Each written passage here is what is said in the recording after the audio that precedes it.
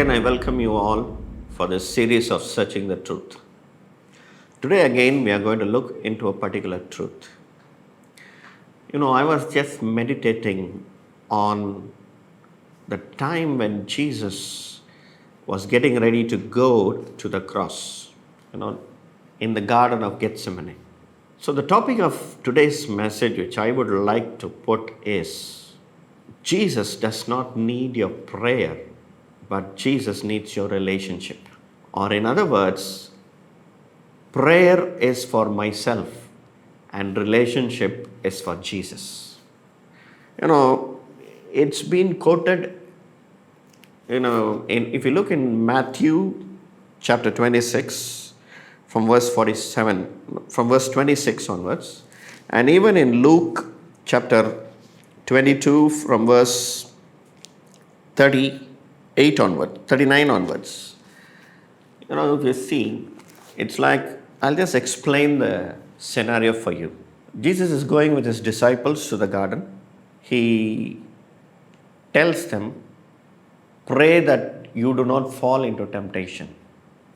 Then he goes, from the 12 disciples, he selects 3 of them, and he moves further, and to one of the disciples, to the 3 of the disciples, he says, my soul is overwhelmed with sorrow to the point of death. And to this 3, he is sharing his heart. Then Jesus goes even further and he begins to pray. To everyone he says, pray that you may not fall into temptation. Then he selects 3 of them and tells them, my soul is overwhelmed to the point of death. He shares his heart. And then he goes to the Father and tells him, Father, if this cup can be taken away from me, please take it away. Yet not my will, but your will be done. There's something over here. Jesus came to die on the cross for not only for our sins, but also for our guilt. Guilt is judging a person. You have already judged the person, or you already judge yourself and you give yourself to guilt. So, if Jesus is going to ask a question to the disciples, can't you even pray for 1 hour? Which means, is Jesus trying to put them to guilt that they are not able to pray? I believe he's not trying to put them to guilt. Jesus then says, the spirit is willing, but the body is not agreeing. Spirit is willing, but the body is weak, or the flesh is weak. There's something Jesus is trying to mention over here. The spirit and the body does not go together. Okay, this is a different topic. Maybe I will speak on it on another day. But what I'm trying to tell you over here is Jesus tells them, pray that you may not fall into temptation. Which means I need to pray for myself also. Prayer is needed for me.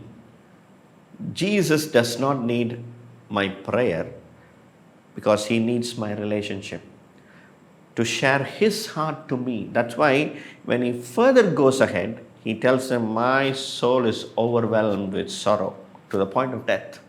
We tend to get closer to God with our prayer, and when we are not able to pray, we give room for guilt.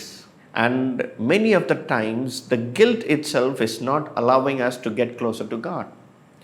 But here, Jesus is not talking about the inability of prayer, but Jesus is inviting you to flow in a relationship so that itself will become your prayer life. Please don't separate your prayer life and the relationship of God with God. A prayer without the relationship with God is an empty prayer. It doesn't help you. You may fast and pray, you may cry and pray, and I've seen many people who still don't find an answer to their prayer. But when you try to give room for listening to the heart of God, and when you go in the relationship with God, that's when you can see God's plan in your life. I want to quote you the example of Abraham. Before God could destroy Sodom and Gomorrah, God is going and meeting Abraham and telling him, how can I hide this from Abraham? Because he is God's friend. God and Abraham was having a friendly relationship. And out of that relationship, God says, how can I hide this from Abraham? And then God says, I'm going to destroy Sodom and Gomorrah. So that's out of that friendly relationship, God is opening his heart to Abraham. Today, my dear brothers and sisters, I'm inviting you to a relationship with God the Father. Let not your prayer be empty. You know, Jesus was going to the cross, and none of the disciples were able to stand with him. And one person even betrayed him. Peter said, I don't know Jesus. Even when God opened out his heart and said, when Jesus opened out his heart and said, my heart is overwhelmed with sorrow, the three disciples did not understand what he was trying to say. God is always open to build his relationship with you. How about you? Today, let our prayer life change. Let our way of thinking change. And I'm sure that will transform your relationship with God. Thank you.